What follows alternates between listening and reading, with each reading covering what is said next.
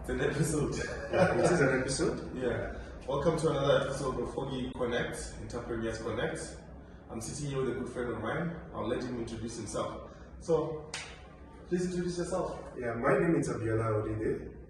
I am a cybersecurity personnel, and the name of my business is ERP Software Management.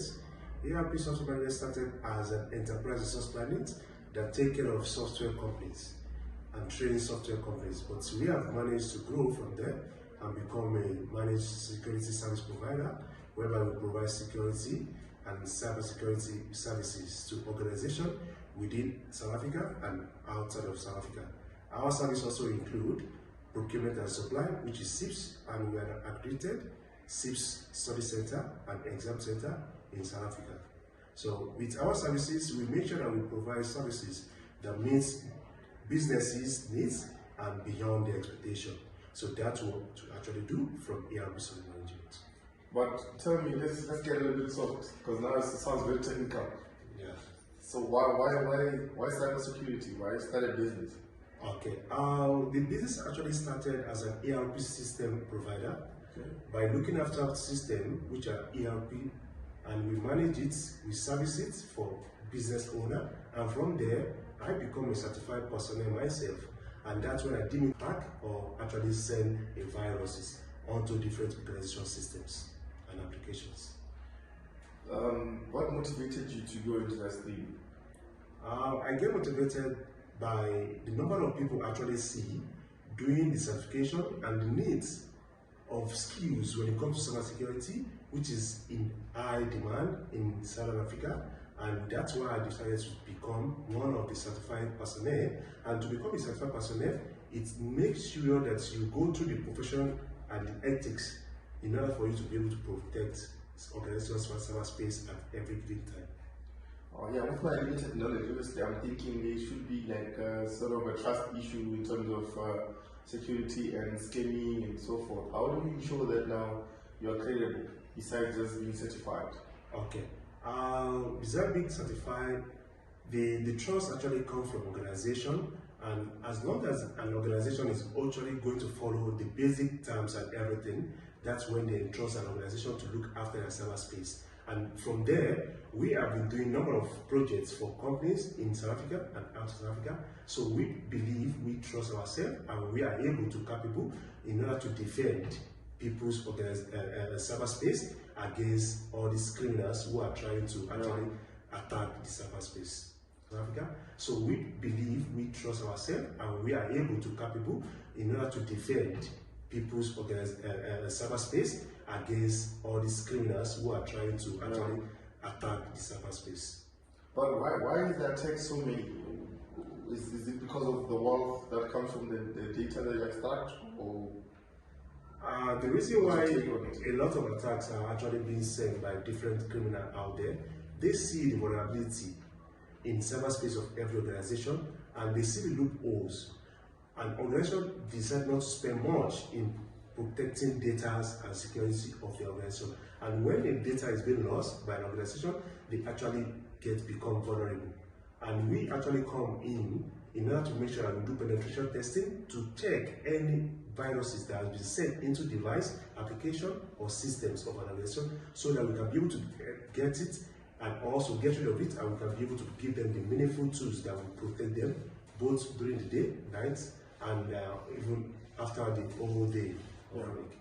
So, but how big is your industry in South Africa, or Nigeria, or southern region as compared to the world? How big is that industry? You can remember, when it comes to IT, an IT company can be in Somalia and be rendering services to an organization in UK. So what we actually deem fit is personnel in Nigeria, in South Africa, and also we have a number of them who are remotely working from the States. So we have actually grown our wings be above where we are, and we make sure that we service all our clients at any place, at any time. So there's no limitation in terms of We don't have any limitation. Yeah. We can be here and be rendering service to a company in Estonia. We have the capacity and the capability as well. So from doing that, ERP software has actually grown by actually having a SIP center in Nigeria come next year March. That's very interesting. Yes. So what were you doing before cybersecurity? I myself am a certified SAP finance. SAP is actually a software from Germany. I actually go for the training in 2009, and from there I didn't feel that no. A lot of people have ideas, and most people when I speak to them, they always say they need funding. So was funding a problem, or was cash flow a problem in your business? Cash flow has been a problem, and it is a problem for every small businesses. So what I decided to do myself is, when I do my own services, render services personally to people, I bring the money from that, I put in the business. So right now, as I'm actually feeding the business, because I know the business will be fed, and when I feed the business, at the point the business has to be feeding me. So that's the level I am now. Cash flow is a problem for small businesses, but looking for funding, I believe no one wants to fund a small business now. So the only way is the little money an entrepreneur wants to use to actually enjoy himself, he should prefer to put it into his business and to allow it to grow from there. So reinvesting in your business is important. That's the most important thing. But when you started, did you have issues like how much money did you need for you to start this business? I actually have an issue because when I started 2014, I struggled to actually register the company, which is the first thing foremost as a business. So when I struggle, I actually eventually get it done, and when I get it done, I start moving from there. And funding also is always a big problem, but I actually try to see how to go about it. But how did you find the first phase of your business? Yeah, did you have money stashed somewhere, or okay, funding for it? Funding from my side, I actually dip into my pocket and start with 5,000. Yeah. When I start with 5,000, that's when I actually see that this and this needs to be done. And when I start with it, I make sure that exams are being done at our center. When exams are being done at our center, come end of the month, I get paid for hosting those students. So that's how I pick up. And from there, I managed to pick up to actually extend this business from where it is, and we're actually having a center also in Nigeria. So it's actually like a self-funding. Self-sustaining. Yes. And my intention when I came to South Africa is actually to become a certified accountant. So when I see that the mission is just like a ongoing mission, then I decide to just find my way and get into work environments. And the work I choose to actually go for is parts whereby a skilled personnel are needed for. But then how do you find it, Nigeria and South Africa, in terms of doing business? How different is it? Doing business in South Africa, you have the space, you have everything you need that you can enable you to do business as a small business owner. Compared to Nigeria, you'll be capacitated by the number of laws and the number of everything within your reach.